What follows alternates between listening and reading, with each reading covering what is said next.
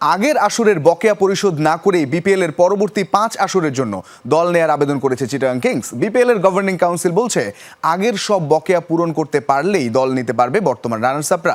পাশাপাশি ফ্র্যাঞ্চাইজির সাথে যুক্ত কোনো বোর্ড পরিচালককে রাখা হবে না বিপিএল সংক্রান্ত সভায়। চিটাগাং কিংসের হেড কোচ হয়ে গত আসরের বিপিএলে কাজ করেছিলেন বাংলাদেশ দলের pace bowling coach Shaun Tait. দলকে রানার্স আপ করলেও পারিশ্রমিক পাননি এই অজি কোচ। শেষমেশ সেই অর্থ প্রদান করে বিসিবি। শুধু টেইটই নন, চিটাগাং কিংস থেকে শহীদ আফ্রিদিরও পারিশ্রমিক না পাওয়ার খবর শোনা গিয়েছিল। ক্রিকেটারদের টাকাও ছিল বকেয়া। কিংসকে আইনি নোটিশ পাঠিয়ে ক্রিকেটারদের টাকা পরবর্তীতে পরিশোধ করে বিসিবি। এমনকি এখনও পুরো টাকা পাননি শরীফুল ইসলামও। এবারও দল নেয়ার জন্য সেই চিটাগাং কিংস আবেদন করলে উঠছে প্রশ্ন। জমা তো দিতেই পারে, আপনিও জমা দিতে, যে কেউ জমা দিতে পারে। আমাদের চিটাগাং অনেক দিন ধরেই আছে, ওনাদের কয়েকটা ডিসপিউট আছে আমাদের সাথে। সেই ডিসপিউট রেজলিউশনের আমি যতটুকু জানি যে এটার কাজ চলছে। ওনারা যদি এটাকে সলিউশন করে আসেন তখন ওই পয়েন্টে ওনার টিকমার্ক থাকতে হবে যে হ্যাঁ, they have sorted out. BPL এর এন্ট্রি ফি 2 কোটি টাকা।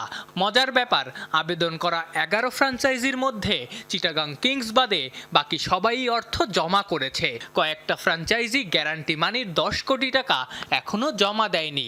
খুলনা টাইগার্স দিয়েছে 2 নভেম্বরের চেক, যেদিন বিসিবির ফ্র্যাঞ্চাইজি কনফার্ম করার কথা।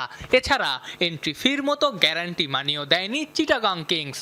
খেলা তো ঠিক আছে, মাঠের খেলা হয়ে যাবে, কিন্তু আমরা চ্যালেঞ্জটা যেটা আমাদের হচ্ছে যে আমরা এই জন্যেই ব্যাংক গ্যারান্টি নিচ্ছি যে 3 মাস পর্যন্ত আমরা দেখব লাস্ট পেমেন্ট না হলে আমরা ব্যাংক গ্যারান্টি ভাঙিয়ে সব প্লেয়ারদের আর সবাই টাকা দিয়ে দিব। হোটেল মোটেল এই ব্যাড ইমেজটার থেকে আমাদের বার হয়ে আসতে হবে। বেশ কয়েকজন বোর্ড ডিরেক্টর সরাসরি কয়েকটা ফ্র্যাঞ্চাইজির সঙ্গে যুক্ত। তাদেরকে বিপিএল এর কোনো সভায় না রাখার সিদ্ধান্ত নিয়েছে বিসিবি। সেলফ ডিক্লারেশন দিবে যে আমি এই টিমের সাথে জড়িত আছি। আমরা করব কি, উনি কোনো বিপিএল এর কোনো কার্যক্রমে জড়িত থাকতে পারবে না। যদি থাকে তাহলে তো কনফ্লিক্ট অফ ইন্টারেস্ট হয়, সেই জন্য উনি থাকতে পারবে না। সো আমার জানা মতে আর রংপুর রাইডার্সের থেকে আমাদের কয়েকজন আসছে, ওরা সেলফ ডিক্লারেশন, ওরা আমাদের গভর্নিং বডিতেও নেই।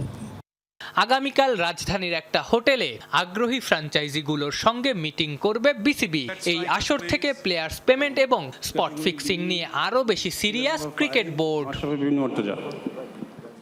আফনান পিয়াল, যমুনা স্পোর্টস, ঢাকা।